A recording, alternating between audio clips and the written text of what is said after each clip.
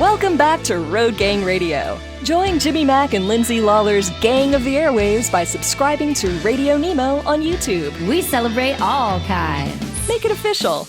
After all, if you're listening, you're already in the gang. The Road Gang. Dean Croke joins us this morning. DAT Guy, good morning to you, sir. How you doing, man? Good. Good to be back with you again. It actually is really good. And we got so much kind of going on and going down here. We got a lot of news to dig into, a lot of information out there. But let me just kind of let people out there know where we're at and what we're doing here. There are people who are losing their heart on iHeart. They have the audacity to listen on Odyssey. We got a whole bunch of folks yakking it up on YouTube, including our good friend BB the King. Brad Bentley actually is on from Stuttgart, Germany. He's actually talking to us from Stuttgart, Germany. If you're making FaceTime on Facebook or living your best life on Live 365, hey, man, maybe you're a free floating radical on RadioNemo.com. Or it's possible that you're listening to Dre, Dean, and I much later on in the day. So welcome if you're actually living your best life on the podcast of your choice. Where are you right now, Dean? Are you in Boston? I'm back home, yeah. Yeah, I survived the nor'easter. I got stuck on Nantucket for 4 days because of the nor'easter, which is you could argue there's worse places to be stranded, but the ferry boat couldn't run across the Nantucket Sound because of the nor'easter, so we were stranded. How bad was the nor'easter, by the way? I was following a little bit, but like I said, usually if it goes really sideways, we'd have gotten more national news about it. We were kind of tracking it over here, but was it minimal damage? Are we talking about minimal damage? Yeah, 18-foot waves across the Sound, 65-mile-an-hour winds. That's pretty bad for that part of the world. Economically, not a lot of damage. I mean, from a travel point of view, a lot of damage, like hundreds of flights cancelled. So when you take into account New York flight infrastructure, a lot of flights cancelled. So I think a lot of economic damage from that point of view over the weekend. A lot of travel delays for a lot of folks over the weekend. Mostly around New York City was where most of the impact was for travelers over the weekend. We had a weird question come up the other day. Santa, a regular caller on the old platform, finally found us on this platform. And by the way, guys, you are our best front line out there, those of you who are listening, to remind people where they can find us. We're finding, Dean, that when people get to us, they don't leave us. It just takes them a little bit of time to make their way back over. He actually made a point, and I did not know if I assumed he was telling me what he thought was the truth, but I had to go look it up. He had said that Boston, the city of Boston, has one of the lowest incomes in the United States. And I was kind of stunned. I'm thinking, it's a big economic corridor. Well, it turns out he was right. Boston proper, meaning only Boston, if you don't count Greater Boston. Greater Boston's off the chart. Greater Boston's above $100,000. But if it's only Boston, it's $51,000 per capita, which is massively low. I mean, there are counties in like Appalachia, Ohio, that actually have better per capitas than Boston. And my guess was it was Southie. My guess that it was just certain neighborhoods really depressed the income around there. Is that it? Be downtown Boston. Yeah, absolutely. Be downtown Boston, South Boston, I guess. But South Boston's going through a bit of a renaissance right now with all of the development that's going on. A lot of high-rise development in the south part of Boston.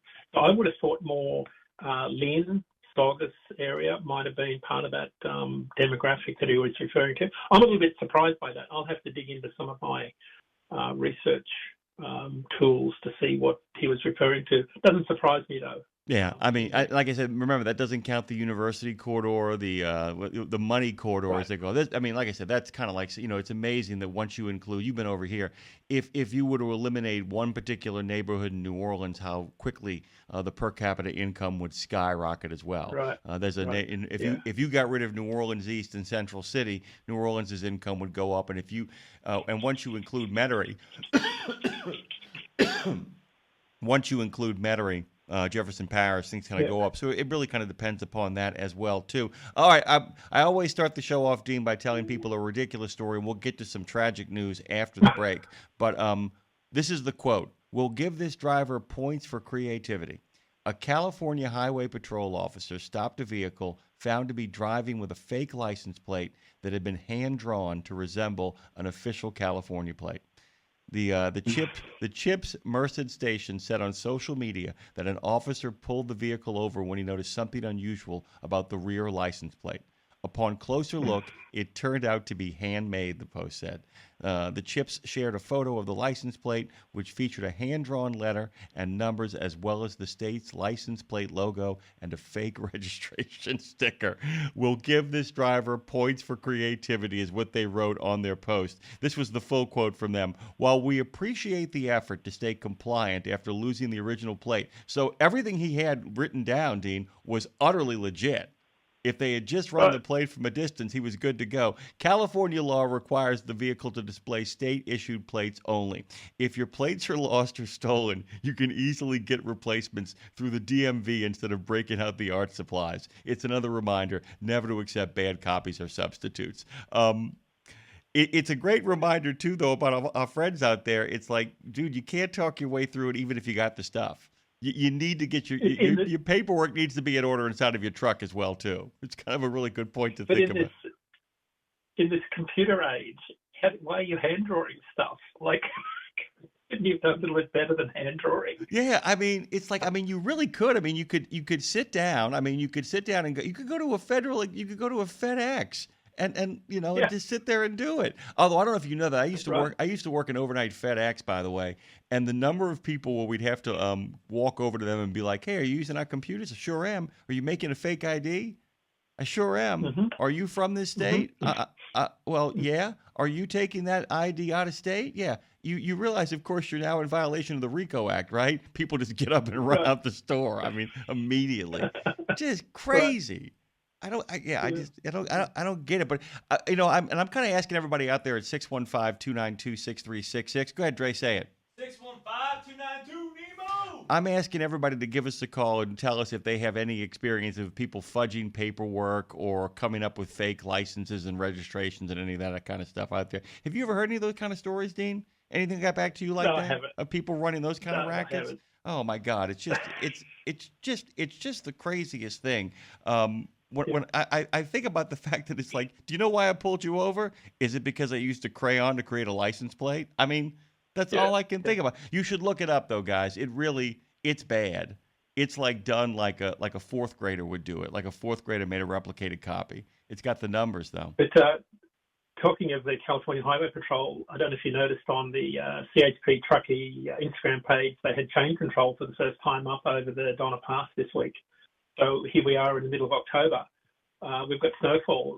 My son took almost 2 days to get back from Nantucket to Truckee to Lake Tahoe because of the nor'easter and all the travel delays. But he couldn't get back from Reno because of the snowstorm and the chain control over Donna Pass. So first snowstorm of the season and chain control and a whole bunch of truck accidents, but alarmingly a whole bunch of truckers without chains. It catches everybody by surprise early in the season. We got a nice break, Claire. I'm not sure whether it was fortuitous or if Claire knew what she was doing, and I think it probably might be a combination of both. On Monday, we had Dwayne Williams, the executive director of the Montana Trucking Association, joined us, and they had just gotten 20 inches. So they got their 20 inches, and it was a week after. It was literally a week after they had their conference. It was perfectly timed, as he said, but their entire public sort of awareness campaign at that moment, he was telling us, was really kind of getting people up to speed to get their chains on there. And he was really, he's really pushing for people to be trained in chains. And he wants, a big national push for that. So it's already here. That snap weather, what is it? The summers get hotter, but the cold weather in the northern region shows up a lot faster as well, too. When's the last time you put chains on, Dean? Oh, we're talking decades. Yeah. And it wasn't because of snow. It was because I was deep in mud in the outback of Australia trying to get a truck out of a bog. Yeah, so I haven't experienced snow at all with snow chains here. Yeah, Donnie Tolk told me point blank that were it not for actually teaching at his program, he wouldn't have to put them on anymore. He wouldn't have to do it. Yeah. That just wouldn't be the case. But it's a skill that people actually need to get down. Do you ever get a chance to practice it? And I know it's a horrible question because it is one of those things that does take time. Do you ever get a chance to practice it? I'm way too old school. I figure if I need to put chains on, I'm parking up and going to bed. I'm kind of that era. I'm not getting out there. Maybe not because of me, because everyone else out there. I think there's some crazy out there that people shouldn't be out there if they're putting chains on. I just don't trust other people out there on the roads that the way they drive. Well, actually, without chains. Yeah, and having talked to Donnie about this at a number of conferences, he's openly said, he goes, you only should know how to do it just in case. But he's the exact same way. He said, I'll teach you how to. There are people who will be like, I'll teach you how to do this. Don't ever do this unless you get trapped. What you're talking about, I'm in the mud. A once in a generation storm rolls through at a place that it shouldn't is the only time you should ever. You should never actively choose. I got to make this run so the chains are going on so I can run the Donner Pass. Yeah. Don't do that. I'm perplexed. It was only 2 weeks ago I was out there on vacation with my son, and I was running back and forth between Reno and Truckee, and I'm kind of shocked by the concrete strip they have to lay down on I-80 because of the chain damage, kind of the train tracks it leaves and the damage it does to I-80. And I'm kind of thinking, why are we running chains constantly and damaging the pavement? Like, why are we doing this when there's no snow? And I'm kind of shocked by this. And I guess we have to because we've got to keep the freight moving.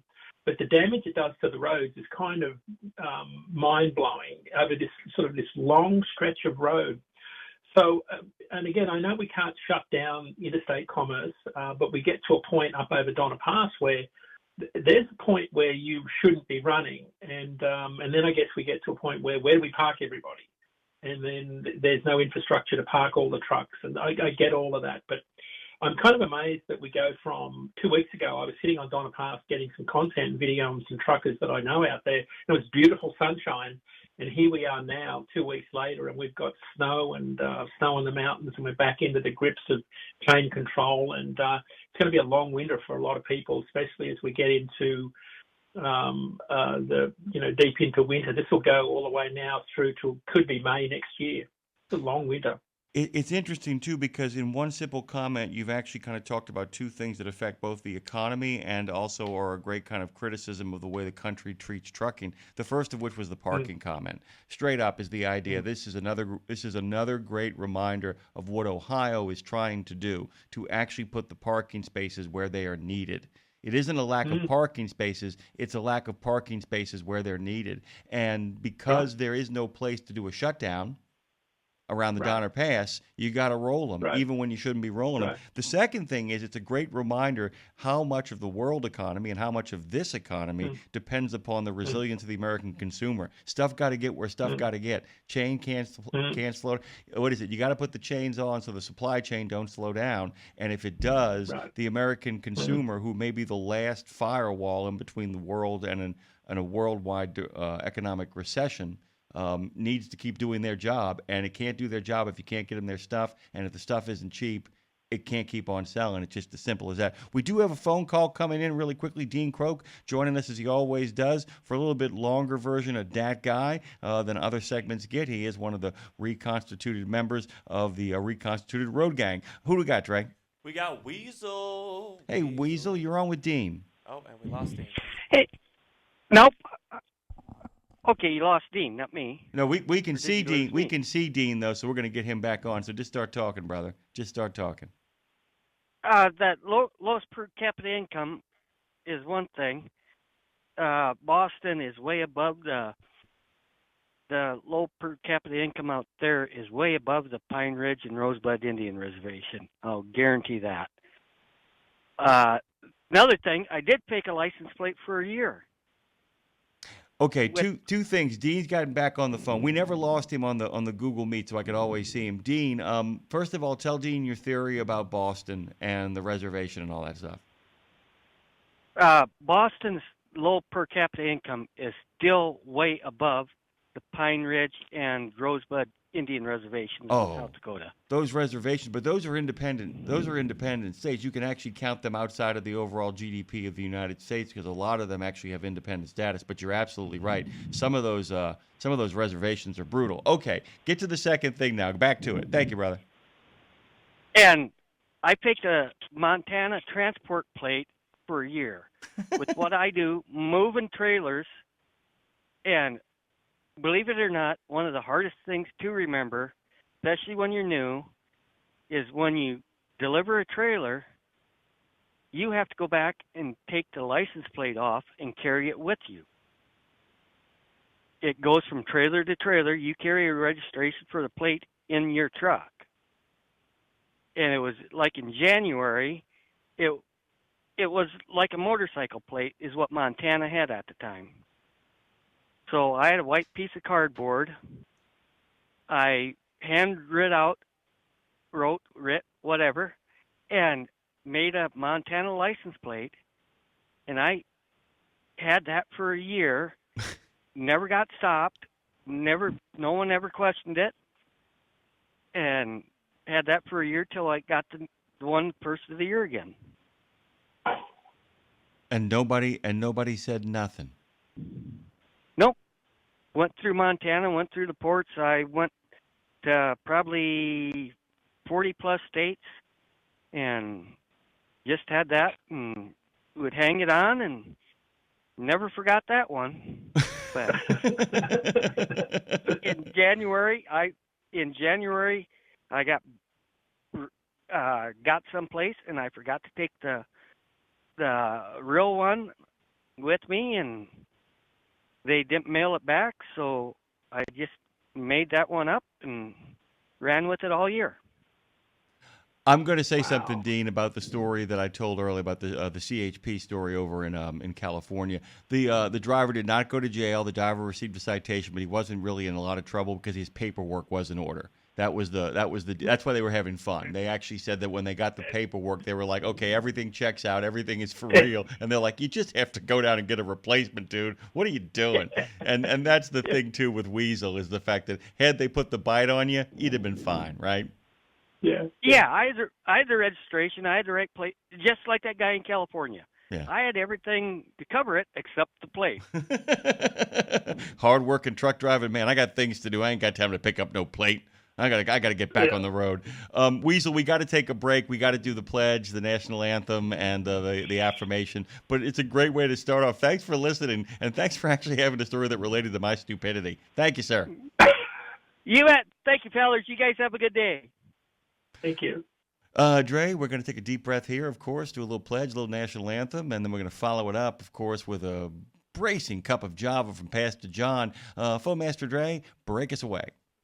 I pledge allegiance to the flag of the United States of America and to the republic for which it stands, one nation, under God, indivisible, with liberty and justice for all. Oh, say, can you see by the dawn's early light what so proudly we hailed at the twilight's last gleaming, whose broad stripes and bright stars through the perilous night o'er the ramparts we watched were so gallantly streaming, and the rockets rattling, the bombs bursting in air, gave proof through the night that our flag was still there. Oh, say, does that star-spangled banner yet wave o'er the land of the free and the home of the brave?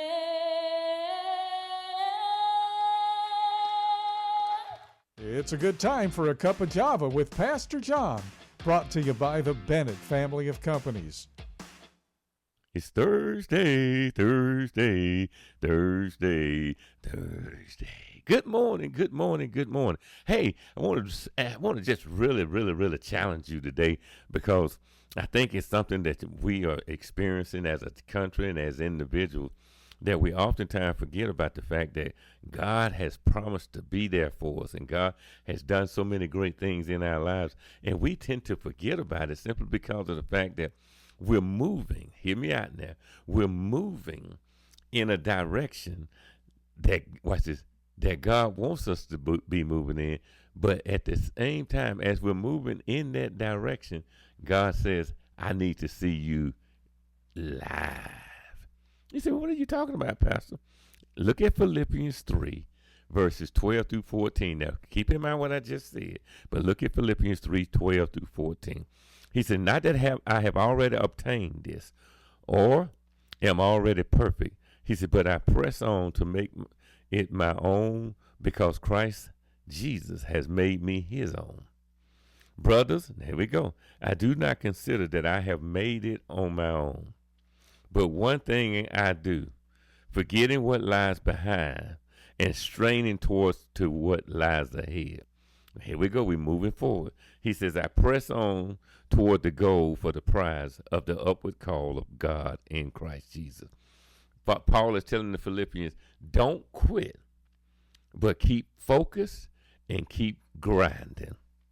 Don't quit, but keep focusing and keep grinding. What are you saying, Pastor?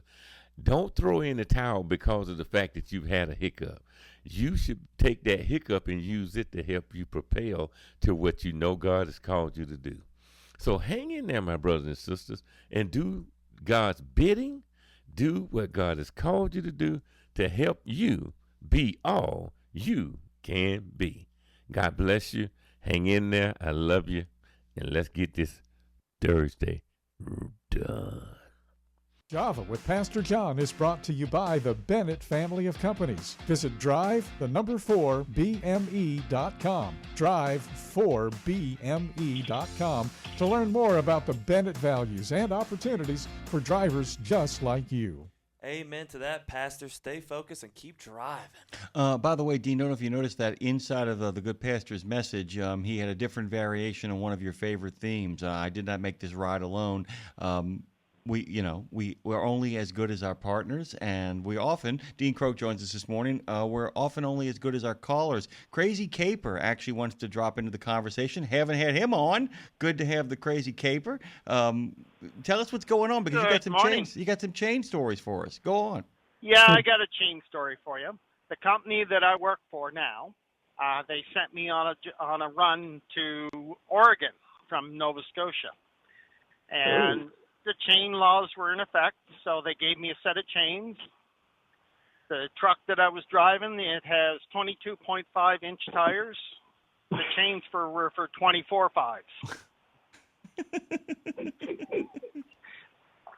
With the sole expectation that if the chains had to go on, I would park it. Right. Deliberately. Was that articulated, by the way, as you just said? I think yes, that's it was. That's fantastic. That's good policy, by the way. I kind of agree. If the chain's got to go on, you got to park it. Let me ask you something, Crazy Caper, and I think I know the answer to it. I know Dean does as well. But the chains go on because they want them on in case you absolutely have to get out of there, but they also don't want you rolling if you don't have to. Is that kind of the thought? Well, the chains were too big for my truck. Well, 24-inch chains. All right. So the idea, I got that, but the idea behind it is if somebody walks over, you've got your chains on, so you're chain compliant, just not rolling. Yeah. Just want to make sure. Do you have chains on board? Yes. Yeah. Yeah. Do you have chains? Yep, I got chains. Yeah. But I'm not going anywhere. I'm not going anywhere. I'm here. Love it. That's great policy. Final thought before we got to take this break. What else? How you doing? What else is going on? Well, I'm heading to a delivery in about an hour and a half or so, and then I'm heading home for vacation. Nice. What are you gonna do? Probably not a whole lot. I think my wife's trying to get her parents to come up for a few days, and I got my wife's birthday to take care of on Monday and my anniversary on Wednesday. Beautiful. Congratulations, my friend. Well, we got to take a break here, but it's good to hear your voice. Great chain story, by the way. Here are your chains. You're compliant. Don't use them. Get out of here. Bye. Yeah. All right. Have a great day. You too. We're going to come back on the other side of this break, guys. It's a big lineup today, along with Dean. We're going to have 3 guests in the second half of the show. One of them is a friend of Lindsay's whose husband was lost in Las Vegas in that tragic shooting. She's got a new book coming out. I think it's today, that really kind of talks about the people that she has met in the aftermath and the impact they've made on her life. Michelle Roselle is going to close the show out talking about ghost tours at the museum that she curates. A lot of other great stuff as well, along with Canada Calling and our friends from Washington Trucking Week. But when we come back on the other side of this half hour, Dean Croke is going to tell us about the Halloween economy, but also about volumes plunging and all kinds of other stuff as well, too. Good morning to you, Dean, by the way. Hey, good morning. Good to be with you. Little jazz here from that Fastport studio. I'll give them their props when we come back on the other side. Dean Croke, Jimmy Mack, Madison with a T, and of course, over there on the board, Phone Master Dre. We'll be right back. Get $25 off on your next preventive maintenance service. Stop by TA Truck Service and save when you choose Castrol oil and a Fleet Guard oil filter. Now through September 30, 2025. Enjoy premium performance with trusted brands. Castrol, protection for the long haul guaranteed. Fleet Guard, run cleaner longer with filtration science. Our ASC certified technicians are ready to deliver expert preventive maintenance and more. TA Truck Service, Castrol, Fleet Guard, your partners in preventive maintenance. Hey drivers, are you hauling for a carrier that wants to help Reefs Across America keep moving forward but just doesn't know how? Well, you've come to the right place. Radio Nemo has pushed in our chips all the way with our friends at Reefs Across America, and your carrier should too. So tell your company to answer the Reefs Challenge and join us to reach 50 states and 5,000 locations. Join the ride, join the mission, and help Reefs Across America keep moving forward. Answer the Reefs Challenge at reefsacrossamerica.org/Radio Nemo. That's reefsacrossamerica.org/Radio Nemo. Thursday, Thursday, Thursday, Thursday.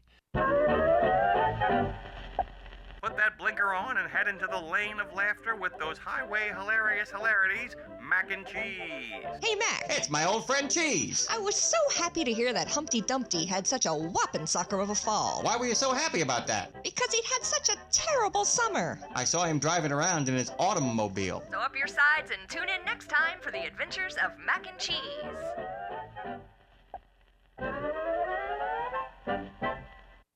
The Soup Nazi says no soup for you, but we've got plenty of alphabet soup for you on Nemo Nation every Monday. You'll know what's going on at FHWA, TCA, ATRI, CARB, NHTSA, NACFE, OBAC, NTSB, ATA, RLA, NMFTA, DOT, CVSA, TXTA, NASTC, NAPTA, and of course OOIDA and FMCSA, and more. Dave, we're gonna need a bigger bowl. Welcome back to Road Gang Radio. Join Jimmy Mack and Lindsay Lawler's Gang of the Airwaves by subscribing to Radio Nemo on YouTube. We celebrate all kinds. Make it official. After all, if you're listening, you're already in the gang. The Road Gang. Good golly, Miss Molly, we are back after that break. Hope you guys enjoyed all that content we've actually created for you inside of it as well. Dean, by the way, got a chance in his accidental trip to Las Vegas, got a chance to see David Blaine, who's actually been on this show. You can hear that content over on YouTube. There's 2 pieces of content for David Blaine, the magician, the first of which is the full interview. But then he does a magic trick he did over the break where he actually guessed what Lindsay was thinking. And, you know, you can tell that there's an art to it, but it is still staggeringly clever how he does it. At some point, Dean, as you were saying over the break, we've got to have a whole conversation about how Las Vegas has recession-proofed itself. You know, and I've always said that's the canary in the coal mine economically. If Las Vegas ever goes into recession, the whole country is in terrible, terrible trouble. That's the truth of it, isn't it? Yeah. It is, because it's no longer, bingo tables and, slot machines. It's no accident that it's now a sports mecca, and that you've got a lot of sports teams there. You've got some major league teams there. You've got baseball, football, basketball, baseball. You've got the fear. And what I found when I went there, because I was amazed at some of the trucking activity that's been going on there, because I see a lot of inbound freight volumes going into Las Vegas now, and I see some incredible rates that carriers are getting into that market. Not a lot coming out, because it's still a pretty big backhaul market for carriers. But one thing that I'm studying it since 2018, and I've been studying the Las Vegas market pretty deeply, that when it went deep into recession in 2009, Las Vegas was hit really badly by the Great Recession, as you can imagine. Badly. They travelled the world. They travelled the world, Jimmy Mac, to see what was the common link between all of the major cities that survived the Great Recession, and it was one thing: sports medicine. Sports medicine was the one thing that linked all of the cities, because when you think about an aging population, sports medicine was the one thing that sustains an aging population. And if you think about the desert and retiring people, sports infrastructure is what sustains a healthy aging population. So when you think about all of the sports teams, what's the one thing all of the sports teams need? Sports medicine. And I'm going to tell you this right now, Dean. One of the things that saved New Orleans from the Great Recession, and New Orleans was the only part of Louisiana that got saved from it, was one of them was an unhappy accident. Of course, Katrina was when the pipeline had finally opened to start rebuilding all those homes. Natural disasters can often, despite the fact that it's a disaster, can often set off spending booms and building booms to get the whole place restored infrastructurally. It prevents it. But it's also at the same time that the Bensons, Gail and Tom, the owners of the New Orleans Saints, decided to, rather than let people move the New Orleans Pelicans, they bought it. And they ended up having both sports franchises and made a deep investment in Ochsner. And, of course, Ochsner, the Elmwood Fitness Center, is a sports medicine center. And you've got literally on Tulane Avenue, and it's a mini form of what happened, though, by the way. Okay, we got lots of stuff to cover here. We'll get to the phone call in a second, but we got to get this stuff set up here. Let's talk about non-domiciled enforcement on the Roadcheck week and the effect that it had on rates and all that stuff. So national average spot rates didn't go up last week, despite a lot of really misleading headlines. A lot of people saying spot rates are going up. No, they didn't. But they didn't go down, which is a thing. That's something. They didn't go up. They were kind of flat last week. Didn't go down. Where they did go up, though, were on some backhaul lanes. They're mostly on the southern border, which I thought was interesting. A lot of drivers were just reluctant to go there for fear of being harassed. Particularly refrigerated carriers weren't heading to McAllen, Laredo, El Paso, Nogales for fear of being harassed. These weren't necessarily non-domicile CDL drivers. These were American citizen drivers that just were afraid of going there. A lot of capacity outbound California, just not interested in going anywhere where they might be targeted. And I figured this out when I was out in Salinas for the week, talking to a lot of these truckers. They're happy to run to areas where they weren't going to be harassed. So what we were seeing in our rates were backhaul lanes where drivers were most likely going to be targeted. Those rates were going up. So particularly back to the West Coast, where that capacity comes from, we were seeing rates going up. There was a little bit of action out around Chicago. There's something going on there, but I couldn't particularly pinpoint it to a particular lane. But brokers were posting loads at a higher rate to try and find trucks. Something going on in the Midwest. But most of the rate movement we were seeing was on the southern border. Now, there was some articles being posted last week about some immigration attorneys telling drivers to stay off the road, even if they were compliant and had paperwork applying for visas. So one of the things we're watching, Jimmy Mac, is what we call the Roadcheck a week effect, where drivers temporarily take time off to let things calm down. So that could be what we're seeing here, is drivers just waiting the market out until things calm down. We will see. The problem is, though, that we are heading into what we call seasonality, where you start to see Christmas trees, hams and turkeys start to move, which lifts the market anyway, heading into Thanksgiving. So it'll be hard to see if, and I can't even substantiate the government's numbers around how many non-domicile CDL drivers there are. I'm not even sure it's even anywhere near close to what they're talking about. And the fact it's going to take 2 years for this to work its way through the system, I think this will be just like the drug clearinghouse that came into effect at the start of 2020, its effect was muted by the pandemic. And I think you're going to see exactly the same thing. Because demand is so weak, any effect from all of the enforcement activity will be muted by very weak freight demand, because our manufacturing numbers are so anemic because of the trade war and a whole lot of other things. I was kind of curious on, and this is what I call the anecdotal level. There are people that sometimes find themselves in in the sense that there are some people say that they will tell me it's getting better for them. And I'm wondering if there are individual drivers, not a large spread number, but people who have really kind of stable situations, but also find themselves competing in the same kind of field against some of these bad actor companies that are using non-domiciled, if they will see a bit of an improvement. Does that make sense? They will. On those backhaul lanes where those non-domicile drivers run, so think about Salinas to Lakeland, Florida, Salinas to Far or the Rio Grande Valley, right? If you're competing with drivers on those lanes, you're probably going to see better rates on those backhaul lanes. You are absolutely, so at a lane level, you may see better rates, absolutely, but you won't see it at a national level. So what I'm getting at is some of these individual lanes where you see better rates won't be enough to lift the national market. Yeah, but you will see it on some. That's what we're seeing now. Yeah, and that's the advice I would give if, in fact, you're already there or set up to go there. It's one of two things. You're already there. You're going to see a rising tide. If, in fact, you are set up for that kind of run and can get there now. Then you could actually see something. But you can't just reinvent your business. You can't reinvent your business model. You've got to be kind of set up to do that. That's what I'm trying to give. Any sort of tip I can get to push our friends to places where they can make money. I always want to kind of put them in that direction. But that's exactly it. Is that there are going to be people who are going to call and tell you things are already getting better, and for them, they are. You know, but it's on most of the rate movement we're seeing are on backhaul lanes. The point is you've got to get there. Right now.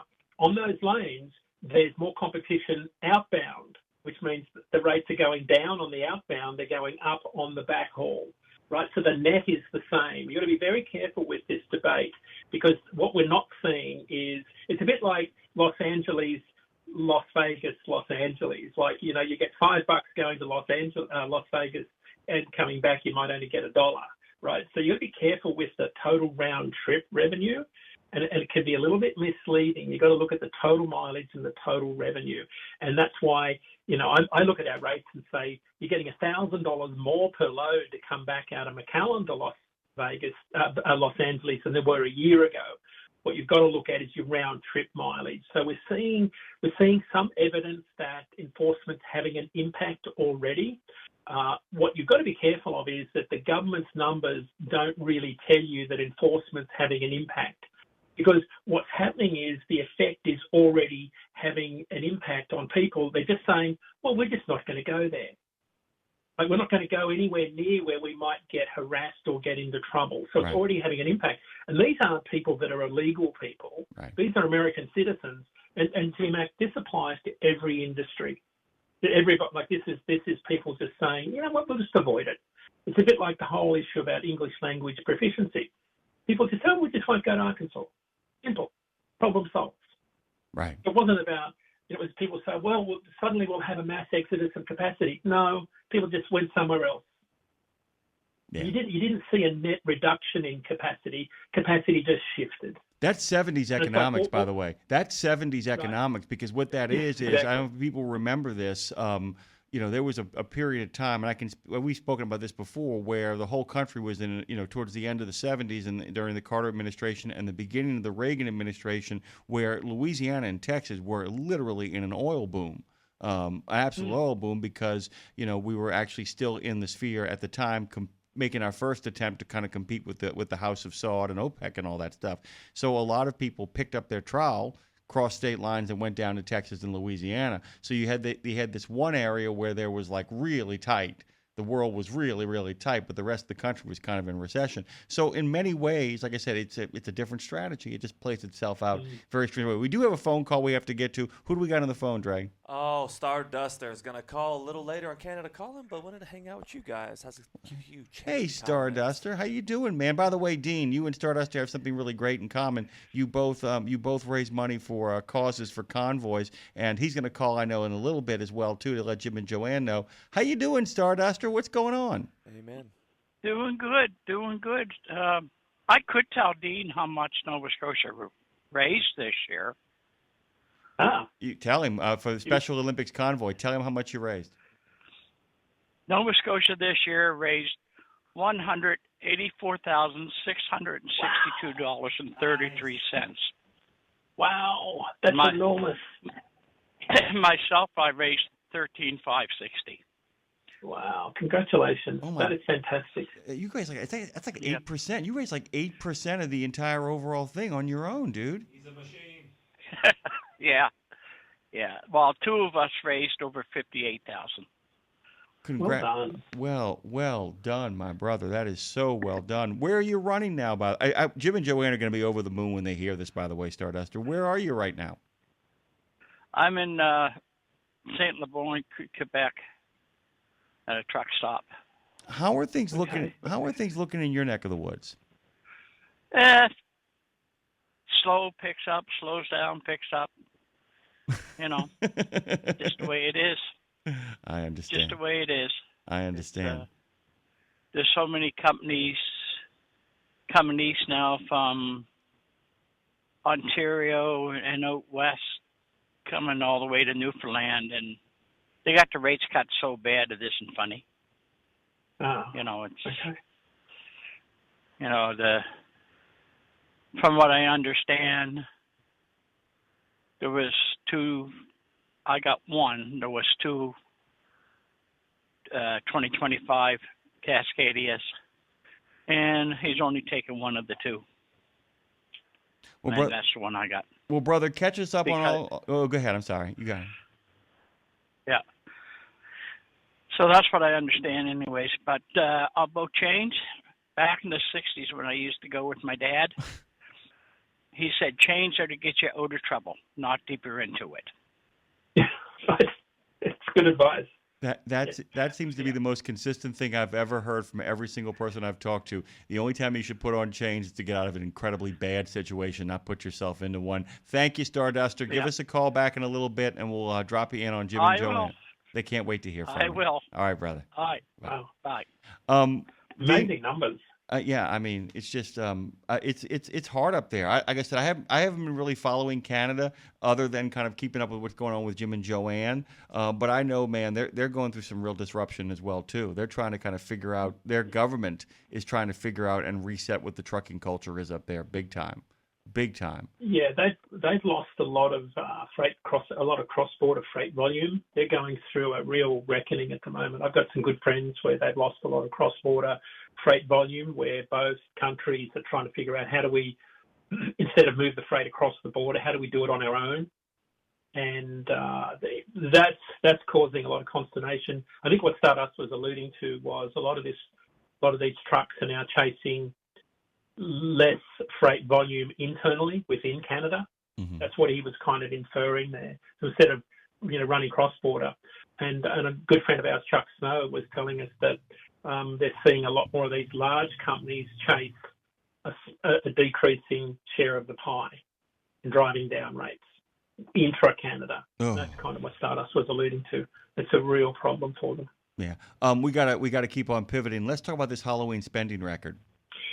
Yeah, it's a lot of these imports are already here, so a lot of that spending is some of that freight volume that we talked about in our last show, where we had record volumes of imports already in the country in July, maybe a little bit earlier, but still good news. We're still going to be spending a lot of money. Where this helps truckload carriers is in that final mile space. So think about truckload carriers that are running Allentown, Harrisburg to Boston, Allentown to Baltimore. That sort of 300-mile radius, maybe Los Angeles, Phoenix, Portland to Seattle market, anywhere where you've got a warehouse and you've got an overnight delivery. That's where you're going to see a lot of demand for truckload moves in between now and Christmas, as warehouses need to move freight for that overnight delivery piece. So that's where this Halloween story starts to have a little bit of life, because we're going to see some record volumes of freight moving. Halloween's a big deal because there's a lot of freight gets moved. We're going to have a record amount of spending, according to the National Retail Federation. Americans are going to spend a record $13 billion this year. That's up from about $11 billion last year, which is pretty amazing. Candy's the big thing, decorating, all those sorts of things. But it's good news is that we as Americans are going to spend a lot more money this year than we typically do. And that's good for us because we don't haul anything until we all buy something. And I think that's good news that we're going to start to empty those warehouses of something that, and I guess it's good and bad news. The bad news is that we practice a lot of that earlier in the year than we would normally do. Normally, a lot of this freight, we are moving longer distances later in the year than we did this year. We talked about on the last show that peak season arrived early this year. Normally in a freight year, peak season is now. This is peak shipping time. The general rule of thumb in freight is that if it's not in a warehouse by October, it won't be on the shelves for Christmas. Yeah. Well, we're in October, and it was already shipped before halfway through the year. So it's interesting too because I've lived a long time and I'm a big fan of Halloween, and I'm always interested to see how soon the decorations go up. And man, I've never seen them go up as early as they've gone up here, which means people had them. Yeah.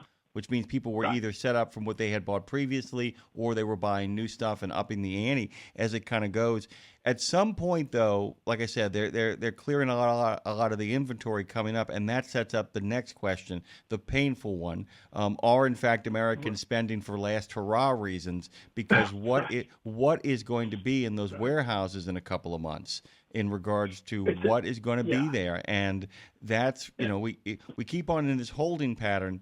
The next couple of months we will see, and like I said, Dean and I have always tried to stay away from the crystal ball, but guys, check those warehouses in the next couple of months. Is that fair? I think it's fair because the National Retail Federation that talks about retail shopping also did some forecasting around import levels. So it follows that if we had record imports in July, it follows that by the time we get to the end of the year, we should be seeing record lows. Right, and that's exactly what they're predicting, is that we will see very low import levels. So what does that mean? Well, what it means is that at a time of the year when we should be seeing, let's call it normal levels, it means dray carriers at our ports and people rely on container volumes moving in Memphis, in Kansas City, in Savannah, will be seeing lower volumes than they did last year. It means less of freight that's moving than you would normally expect. Why is that a big deal? The first quarter of the year is pretty meager anyway. It's the worst quarter of the year. When you head into winter and you've got lower volumes than you would normally expect, it makes the start of the year even worse than it would normally be. So these are the sorts of things you've got to think about as we head into 2026. And we're coming off the back of a big meeting with truckload carriers where they were talking about 2027 being the year that this market might recover, which is alarming in and of itself. So we're not starting 2026 from a normal start point. We're kind of starting off on the back foot because this year has been so unusual in so many respects. Because we had, the first half of the year was front-loaded with so many imports. Manufacturing is so weak and uncertain. We're kind of ending the year heading with our manufacturing indicators heading in the wrong direction. Now, I think what will be really interesting, we all need to watch this data point coming out tomorrow, is the news on single-family housing construction numbers are coming out tomorrow. It's going to be a really important data point. on the back of any particular news we might see around interest rates and potential cuts that might come for the rest of the year. But single-family housing numbers are out tomorrow. That'll be very important for a lot of dry van and flatbed carriers. And that, by the way, is, I think I'm in agreement with you. That number is going to be so important because I don't think any amount of pressure, I don't think Powell cares about pressure politically. I think Powell cares about that number. And if that number is really bad or if that number is really low, you might actually see some movement from the Fed. But if that number is stable, he might not do anything. And on we go. But if that number is really bad, that's the moment where Jerome Powell might say, you know what? Okay. Let's do this, and that's when you see the cut. But I'm not sure if the cut could be dramatic enough to actually. I mean, we're not talking Volcker cuts. Speaking of the 70s, we're not talking like, yeah, we're at 18%. I'll drop it to 7% and watch the whole world ignite. I just don't know how much movement, even if the Fed acts. If the number is bad and the Fed acts, I don't know, other than a temporary sugar boost, if that in fact gets us anywhere. I hope it does. I don't want people suffering. I don't want an economic downturn. I want to make that really clear. But like I said, do you think that number is going to be bad? I hate to ask that question. I think it will. I just all of the economic indicators are pointing in the wrong direction right now. Best case scenario, I think the numbers are flat, but I think we're going to see another downturn. Builder confidence is just not there. Permits for new construction were trending in the south as it was. So I'm not optimistic we're going to see good numbers coming up for the September round. I don't know if you heard yesterday's show, and I'm just bringing this up because we talked about Halloween earlier, but I wanted to kind of end the segment as we always do in a really kind of positive thing. I don't know if you saw this, but they just had the competition over in the Northwest, Pacific Northwest, for the biggest pumpkin, and the winner had a pumpkin for over 2,400 pounds. And then, of course, there was that strange story out of Ohio about that giant inflatable pumpkin on the lawn that the police had to engage in a high-speed bump chase as they raced down the street to get it. Pumpkins are really popular right now, as they always are this time of year. I didn't know the number you sent me. 41% of Americans carve a fresh pumpkin for Halloween. Amazing. I'm stunned about that, and that's 1 billion pounds of pumpkins as you have kind of put there. What is the shipping like on pumpkins? I mean, how does that get handled? I mean, what does that look like, shipping pumpkins all around the country, and how seasonal is that? How long does that take? They're still shipping. Reefer carriers are still shipping them out of Morton, Illinois right now. I mean, they ship kind of everywhere, but the long haul part of the market is still buzzing. I'm in contact with carriers that are still moving them right now. So it's a pretty brisk market. Morton, Illinois is kind of the epicenter. It's sort of they do a lot of processing out of there, but that southern Illinois. I can't remember the other part of it, but it's kind of Morton, Illinois is the pumpkin capital, self-appointed pumpkin capital of the world, and that's where they grow a lot of them. Pretty good demand for reefer carriers out of there. Have you ever heard of the pumpkin regatta? Have you heard of this? Oh my God, this is the craziest thing. They have it over in Oregon. They have a West Coast giant pumpkin regatta, and what they do is, so they have those big giant pumpkins for those competitions. Other people though grow big giant pumpkins, Dean, and then they cut them. They cut the top off. They hollow them out, and they turn them into boats. And they actually paddle their way across at the West Coast Giant Pumpkin Regatta over in Oregon. It's Tualatin. They do it over there, and they have a big competition where they kind of make it. And that's the thing about when we talk about these festivals, guys. The festivals are really designed. These sort of events are really designed to simply call attention to the product, and to kind of become a giant marketing device for the product, which is why you often follow them as well, too. Are there any big festivals coming up? I mean, I know Halloween is coming up, but are there any big festivals that you've got your eye on that are either bellwethers or canaries in the coal mine that we're looking forward to? Anything coming up? No festivals. We're deep into truck show season right now. We're full on. Every weekend there's all truck shows because we're heading into that, fundraising, Toys for Tots, special event season. So this is where, like Stardust was talking about raising, funds for special needs kids. All of our focus is on, special events, and we've got an event here for a young boy here, Cairns Jam, who's dealing with a number of types of cancer. He just had his birthday this week, so we've got a big truck show coming up at the Big Apple event, raising funds for him. So there's all sorts of things going on, but no special, produce type events that we're watching. It's all centered around kids and special charity events this time of the year. Really quickly before we run out of time here, I also want to kind of make an announcement, and I feel like I can get away with this. When Dean is actually going to be with me in Columbia Falls, Maine, and we're going to be setting this up. Moving forward, we've already started kind of doing it. Our friends at Fastport, they have their Transition Trucking Driving for Excellence. They're the ones who actually help make it possible with Reeds Across America, and our friends at DAT. We're actually going to be making our way over to Columbia Falls, and you and I are going to be broadcasting from the Driver's Lounge. Have you been there before? Have you been to the Driver's Lounge?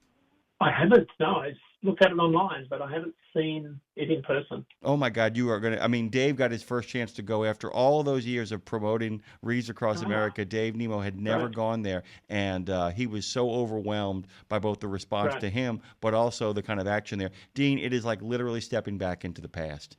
You feel like you're in an old time. You feel like you're in an old time diner, and it's the coolest thing. And I'm very excited about it, as I'm always excited when Dean Croke joins us every other week. Working on it, Dean. By the way, I have my own set of meetings. We can see if we can get you on the air a little bit more, because I enjoy doing this so much.